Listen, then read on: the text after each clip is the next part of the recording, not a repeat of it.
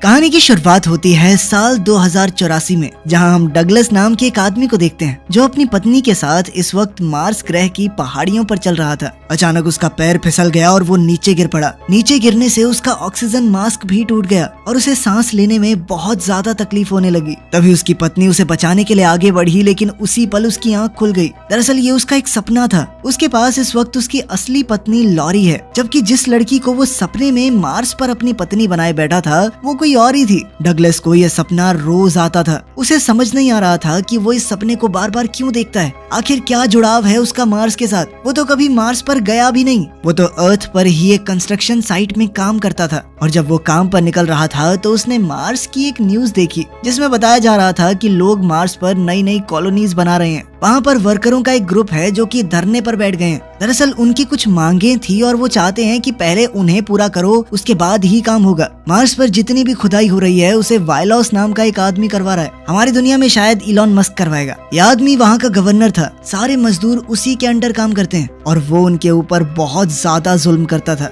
एक इंटरव्यू में गवर्नर से पूछा गया कि मार्स पर जो लोग धरने पर बैठे हैं उनका कहना है कि मार्स पर एलियंस के अवशेष मिले हैं। इस पर आपका क्या कहना है? गवर्नर ने साफ साफ मना कर दिया। उसने कहा कि ऐसा कुछ भी नहीं है। दरअसल मार्स में खुदाई के दौरान एक बहुत ही अजीबोगरीब धातु मिली है, एक ऐसा मेटल जो कि सिर्फ मार्स पर ही मिलता है। इस मेटल के कारण ही गवर्नर बहुत ज्यादा अमीर हो गया। वहीं डगलस जब ट्रेन से अपने काम पर जा रहा था तभी उसने रिकॉल नाम की एक कंपनी की एड देखी टीवी पर। इस कंपनी का कहना था कि अगर आपको कहीं भी घूमने जाना है तो पैसे बर्बाद करने की जरूरत नहीं है। हम आपके दिमाग में बिल्कुल ऐसी यादें डाल देंगे जो एकदम असली लगेंगी। आपको ऐसा लगेगा जैसे आपने वो जिंदगी वाकई में जी है। इसीलिए लोग अपनी ड्रीम डेस्टिनेशंस की यादें रिकॉल से अपने दिमाग में डलवा रहे हैं, जैसे कि वो मार्स पर गए हों, चांद पर घूम के आए हों, कुछ भी जो डलवाना डलवा लो। इस तरह की जगहों पर जाने और रहने के एक्सपीरियंस लोगों के दिमाग में उनकी यादों के तौर पर बन जाएंगे, और ये सिर्फ रिकॉल कंपनी की टेक्निक की मदद से ही हो सकता है। किसी और के पास ये टेक्नोलॉजी नहीं है। डगलस को ये एडवर्टीजमेंट काफी दिलचस्प लगी। अब डगलस को लगा कि हो ना हो मेरे सपनों का कुछ तो लेना देना है इस कंपनी के काम से। उसने देखा कि रिकॉल एक ऑप्शन भी देता है, एक सीक्रेट एजेंट बनने का, जिसमें आप एक लड़की को बचाते हैं। और वो लड़की बिल्कुल वैसी ही दिख रही थी जैसी डगलस को रोज अपने सपनों में दिखती है, जिसके साथ वो सपने में मार्स पर था। तो डगलस ने भी उस कंपनी वालों के पास जाने का सोचा कि आखिर ये सब हो क्या रहा है उसके साथ। पर इससे पहले कि डगलस को मशीन के अंदर डाला जाए, अचानक से उसे कुछ हो गया। वो डॉक्टर्स के ऊपर हमला करने लगा। वो बहुत ज्यादा गुस्से में आ गया, मानो उसके अंदर कोई और ही शख्स जाग गया हो। डॉक्टर्स ने बड़ी मुश्किल से उसे बेहोश किया। अब डॉक्टर्स ने रिकॉल कंपनी के मालिक को सब कुछ बताया। वहाँ से किसी को बुलाया गया जिसने डगलस को उसके घर पर छोड़ दिया। थोड़ी देर बाद जब डगलस अपने होश में आया तो उसने सब कुछ अपनी पत्नी लॉरी को बताया। वो अजीब सी मशीन, उस एड के बारे में, अपने सपनों के बारे में, सब कुछ। लॉरी ने उसे शांत करते हुए कहा, किसी ने तुम्हारे दिमाग के साथ छेड़छाड़ नहीं की, ये सब कुछ तुम्हारा भ्रम है। डगलस ने अपने हाथों का खून दिखाया और कहा कि जो कुछ मैंने कहा वो सब सच है, लेकिन लॉरी उसकी बात पर भरोसा नहीं कर रही। इसके बाद जैसे ही वो वॉशरूम में अपने हाथ धोने गया, इसी दौरान लॉरी ने चुपके से एक सीक्रेट एजेंट को कॉल कर दिया और कहा कि तुम्हें यहाँ जल्द से जल्द आना होगा। जैसे ही डगलस वॉशरूम से बाहर आया, लॉरी ने उस पर हमला कर दिया, लेकिन अपने ऊपर हुए हमले को देखते ही डगलस के हाथ अपने आप चलने लगे, मानो उसकी कोई मसल मेमोरी हो, और उसने बड़ी आसानी से लॉरी को हराकर उसे गन पॉइंट पर ले लिया और उससे पूछा, तुम हो कौन? इस पर लॉरी ने बताया कि मैं तुम्हारी पत्नी नहीं हूँ। ये सुनते ही मानो डगलस के पैरों तले जमीन खिसक गई। उसने हैरान होकर कहा, लेकिन हम तो पिछले 8 साल से साथ रह रहे हैं। लॉरी ने उसे बताया कि ये सब झूठ है, तुम्हारे दिमाग में ये सब डाला गया है, ये यादें, ये जिंदगी। मैं एक मिशन पर हूँ, उसी वजह से तुम्हारी बीवी बनकर रह रही हूँ। मैं सिर्फ पिछले 6 हफ्तों से तुम्हारे साथ हूँ। डगलस को अब सच्चाई समझ में आई। तभी उसने स्क्रीन पर देखा कि वो सीक्रेट एजेंट भी आ गया जिसे लॉरी ने बुलाया था। डगलस लॉरी को बेहोश करके तुरंत वहाँ से भागा। वो सीक्रेट एजेंट जिसे लॉरी ने बुलाया था असल में उसका असली पति था। दोनों पति पत्नी एक टीम में काम करते हैं। अब वो एजेंट किसी भी कीमत पर डगलस को पकड़ना चाहता है। डगलस अपनी जान बचाने के लिए और अपने दिमाग में छुपी हुई असली यादों का सच ढूंढने के लिए इधर उधर भागने लगा। उसे एक होटल दिखा जिसका नाम था रिड्स। नाम देखते ही उसके दिमाग में कुछ पुरानी यादें ताजा होने लगी। वो होटल के कमरे में गया जहाँ वो पहले भी जा चुका था, लेकिन उसे अब भी कुछ पूरी तरह से याद नहीं आ रहा। तभी एक आदमी का वीडियो कॉल आया जिसने डगलस को बताया कि वो दोनों यानी ये आदमी और डगलस गवर्नर के लिए मार्स पर काम किया करते थे। उसने डगलस से कहा कि गवर्नर तुम्हें किसी भी कीमत पर पकड़ना चाहता है और तुम उससे तब तक नहीं बच पाओगे जब तक तुम अपने दिमाग का ट्रैकिंग डिवाइस निकाल ना दो। ये बात एकदम सच है, उसने तुम्हारे दिमाग में एक ट्रैकिंग डिवाइस लगा रखा है। उसने ये भी बताया कि उसके पास डगलस की एक अमानत है, एक बैग जो कि डगलस ने उसे बिल्कुल ध्यान से रखने के लिए कहा था। डगलस ने देखा कि वो आदमी इसी होटल में नीचे खड़ा है और उसके पास एक बैग भी है। फिर वो आदमी जो डगलस का कलीग है और कभी मार्स पर उसके साथ काम करता था, उस बैग को वहीं छोड़कर निकल गया। डगलस ने नीचे जाकर बैग उठाया। जब वो यहाँ से निकलने की कोशिश कर रहा था तभी गवर्नर के सीक्रेट एजेंट्स ने उस पर हमला कर दिया, लेकिन किसी तरह डगलस वहाँ से बच निकला। उसने एक पुरानी फैक्ट्री में जाकर बैग खोला जिसके अंदर काफी पैसे रखे हुए थे, कुछ अजीब तरह के हथियार भी थे और सबसे बड़ी बात उसके अंदर एक वीडियो टेप है जिसके अंदर उसने अपने लिए एक वीडियो पहले से रिकॉर्ड कर रखी थी। उस वीडियो को देखकर डगलस को पता चला कि उसका असली नाम काल है। साथ ही इस वीडियो में ये रिकॉर्ड किया गया है कि मार्स पर जो भी लोग धरना दिए बैठे हैं वो लोग बिल्कुल सही हैं, क्योंकि मार्स पर कुछ ऐसा हो रहा है जो गलत है। यहीं डगलस यानी कि काल ने अपने दिमाग से वो ट्रैकिंग डिवाइस निकाल दिया। इसके बाद उसने मार्स पर जाने का फैसला किया। दरअसल इसी बैग में मार्स की एक टिकट भी थी। अब काल अपना रूप बदल कर मार्स पर पहुंचा। वहीं सीक्रेट एजेंट भी उसी जगह पर पहुंच गया जहां डगलस यानी काल ने सभी सबूतों को देखा था। और वहीं पर थोड़ी खोजबीन के बाद सीक्रेट एजेंट को पता चला कि काल अब मार्स पर चला गया है। अब वो भी काल के पीछे पीछे मार्स की ओर निकल पड़ा।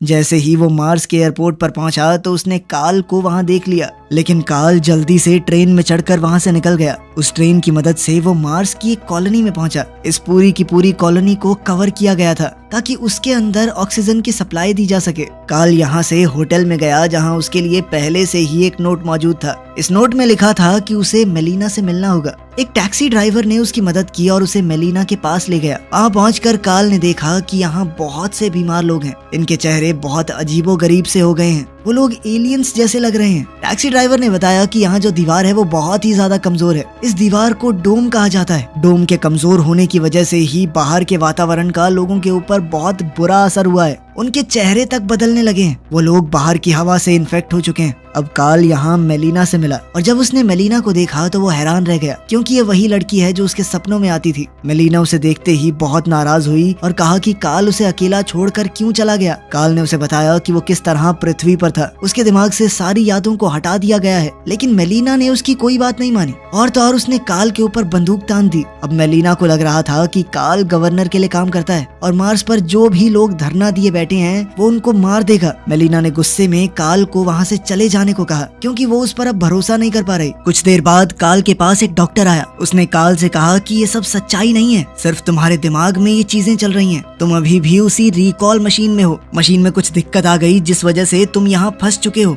मैं तुम्हें लेने आया हूँ, चलो मेरे साथ। डॉक्टर ने बताया कि उसकी यानी काल की पत्नी भी यहाँ है और जब उसने दरवाजा खोला तो वहाँ लॉरी थी। ये देखकर काल पूरी तरह कंफ्यूज हो गया। वो समझ नहीं पा रहा था कि वो काल है या डगलस। लेकिन डगलस ने हार नहीं मानी। सच्चाई जानने के लिए उसने डॉक्टर पर बंदूक तान दी। उसने कहा कि ये सब मेरे दिमाग में चल रहा है ना, अगर तुम्हें यहाँ मार भी दिया जाए तो क्या फर्क पड़ता है, तुम जिंदा ही रहोगे ना। ये सुनते ही डॉक्टर के पसीने छूट गए। इससे पहले काल डॉक्टर पर गोली चलाता लॉरी ने कुछ लोगों को वहाँ बुला लिया। इन लोगों ने काल को मारना शुरू कर दिया। लड़ाई में काल बेहोश हो गया और अब वो लोग उसे गवर्नर के पास ले जाने लगे। लेकिन तभी वहाँ मेलिना आ गई, जिसने मौका देखकर उन लोगों पर हमला बोल दिया। इस हमले में लॉरी मारी गई और फिर मेलिना काल को उस जगह पर ले गई जहाँ वो सभी लोग रहते थे जो गवर्नर के खिलाफ आवाज उठा रहे हैं। दरअसल गवर्नर के खिलाफ वो लोग थे जिनके ऊपर पर्यावरण का बहुत बुरा असर हुआ है। किसी का चेहरा, किसी का शरीर आधा टेढ़ा मेढ़ा हो गया और ये लोग नहीं चाहते कि ये कंपनी जो यहाँ का गवर्नर चलाता है वो सब पर इसी तरह जुल्म करता रहे। उन्होंने सोच लिया था कि जैसा उनके साथ हुआ है वैसा वो किसी और के साथ नहीं होने देंगे।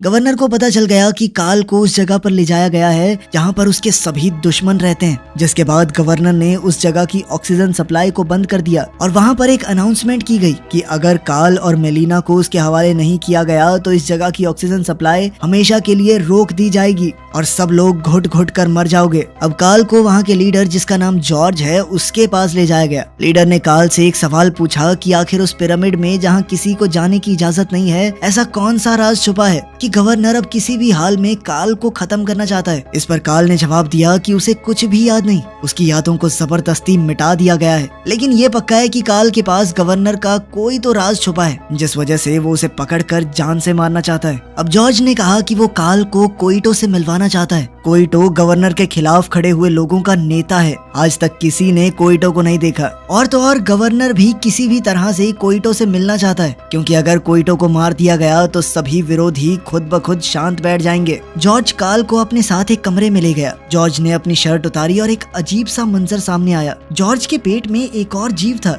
ये जीव यहाँ के वातावरण के असर की वजह से जॉर्ज के पेट के पास उग गया था। वो दीवार पतली होने की वजह से जॉर्ज के ऊपर भी बहुत बुरा असर हुआ था। और सबसे घुमा देने वाला ट्विस्ट तो ये था कि यही जीव कोइटो है, जिसका मतलब साफ है कि कोइटो कोई और नहीं बल्कि जॉर्ज ही है। कोइटो के पेट में इस जीव के उगने के बाद से उसके अंदर एक अद्भुत शक्ति आ गई थी। वो किसी के भी मन की बात पढ़ सकता था। हालांकि काल की यादों को मिटा दिया गया था, लेकिन फिर भी उसके दिमाग में कहीं ना कहीं वो सब छुपा हुआ है, जिससे ये पता चल सके कि उस पिरामिड के अंदर कौन सा राज छुपा है जिसे गवर्नर सबसे छुपाना चाहता है। कोइटो ने काल का हाथ पकड़ा ताकि वो उसके दिमाग में झांक सके। उसे पता चला कि इस पिरामिड के अंदर एक रिएक्टर है, जो कि आज से 5 लाख साल पहले एलियंस ने वहां बनाया था, और गवर्नर नहीं चाहता कि इस जगह के बारे में किसी भी इंसान को पता चले। गवर्नर इस रिएक्टर को तबाह करना चाहता है।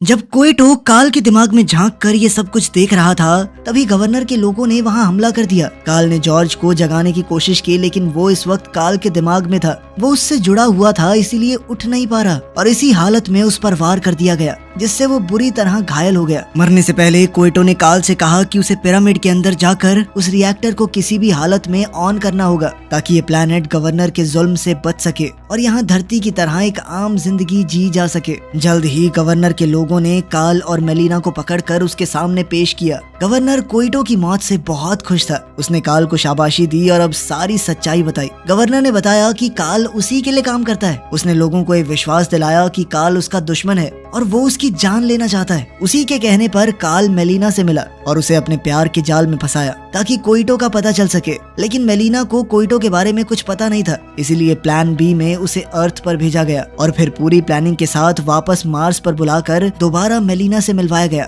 इस बार जब काल की जान खुद खतरे में थी, तो बाकी सब खुद को उसे कोइटो से मिलवाने से रोक नहीं पाए। लेकिन गवर्नर ये नहीं जानता कि कोइटो के पास ऐसी शक्तियाँ थी जिससे वो लोगों का दिमाग पढ़ सकता था। वो नहीं जानता कि कोइटो ने काल के दिमाग में झांक कर सब कुछ देख लिया था। अगर वहाँ के रिएक्टर को ऑन कर दिया जाए तो मार्स का वातावरण भी बिल्कुल धरती जैसा हो जाएगा। दरअसल धरती के नीचे अभी भी बहुत बड़े बड़े ग्लेशियर हैं और रिएक्टर ऑन करने से वो पिघलना शुरू हो जाएंगे, और जैसे जैसे वो पिघलने लगेंगे यहाँ का वातावरण भी धरती की तरह हो जाएगा, जिससे लोग यहाँ आसानी से जी पाएंगे और ज्यादा लोग यहाँ बसने लगेंगे। जिसके बाद यहाँ भी सरकार आ जाएगी और गवर्नर का कब्जा मार्स से हट जाएगा। अब राज किसको बुरा लगता है? तो गवर्नर किसी भी हाल में उस रिएक्टर को ऑन नहीं होने देना चाहता था, बल्कि वो तो हमेशा के लिए रिएक्टर को तबाह कर देना चाहता है, ताकि उसकी हार की कोई गुंजाइश ही ना रहे। उसने अपने लोगों को ऑर्डर दिया कि काल और मेलिना के दिमाग से उनकी सारी यादें मिटा दो, ताकि वो पहले की तरह उसके लिए काम करने लगे। हालांकि काल पहले एक अच्छा इंसान नहीं था, लेकिन अब वो बदल चुका है। वो इस बार गवर्नर का अत्याचार सह रहे लोगों की तरफ था।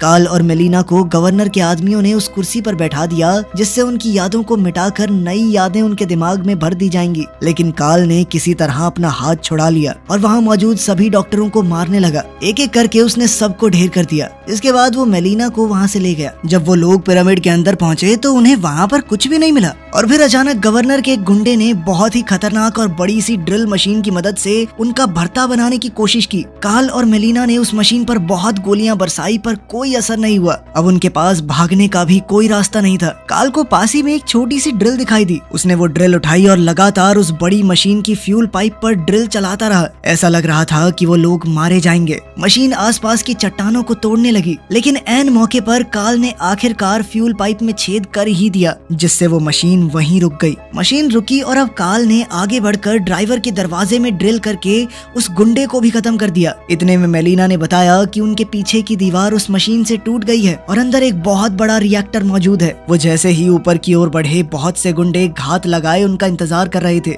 काल अकेला आगे बढ़ ही रहा था कि तभी बहुत सारे गुंडों ने उसे गोलियों से भून दिया। लेकिन उसे कुछ भी नहीं हुआ, क्योंकि ये काल नहीं सिर्फ उसका एक हाई टेक होलोग्राम था, जिसे आप एक तरह की एडवांस वीडियो भी समझ सकते हो, जो एकदम असली लगे। जैसे ही गुंडों ने हमला बंद किया, अचानक काल ने पीछे से उन पर गोलियां बरसा दी। काफी सारे गुंडे मारे गए। मेलिना ने भी इसी टेक्निक से 2 और को ढेर कर दिया। अब सिर्फ गवर्नर का राइट हैंड यानी कि मेन आदमी बचा था, जो मौका देखकर लिफ्ट में चढ़कर भागने लगा। लेकिन काल भी ऐन मौके पर छलांग लगाकर लिफ्ट में चढ़ गया। उन दोनों के बीच जबरदस्त लड़ाई छिड़ गई। दोनों एक से बढ़कर एक थे, लेकिन फिर काल ने अपनी जबरदस्त टेक्निक से उस गुंडे को उठाकर नीचे पटक दिया, पर वो अभी भी किनारे से लटका हुआ था। काल उसका हाथ छुड़वाने आया तो उसने काल को ही पकड़ लिया कि बेटा तुझे भी साथ लेके मरूंगा। काल ने ऊपर देखा तो वो एक दीवार के बहुत करीब थे और उसने खुद को थोड़ा पीछे खींच लिया, जिसके बाद दीवार और लिफ्ट के बीच में आकर गुंडे के दोनों हाथ उखड़ गए।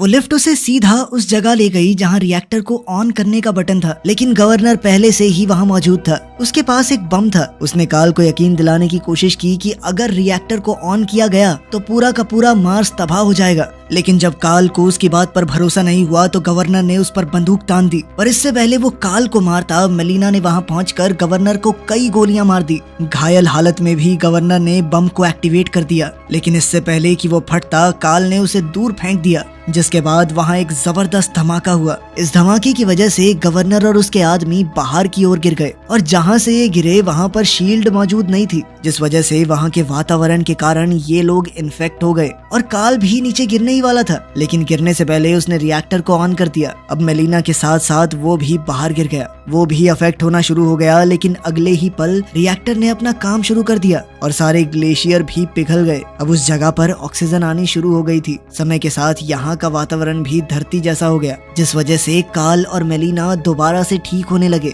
अब ये प्लेनेट इंसानों के रहने लायक पूरी तरह से बन गया था। अब यहाँ बड़ी आसानी से जिंदगी बिताई जा सकती है। काल को ये सब देखकर बहुत खुशी हुई, लेकिन तभी उसके दिमाग में एक बात आई कि कहीं ये भी उसके दिमाग का कोई लोचा तो नहीं। लेकिन तभी मेलिना उसके करीब आई, जिससे वो समझ गया कि ये सपना नहीं हकीकत है। वीडियो पसंद आई तो लाइक कर देना।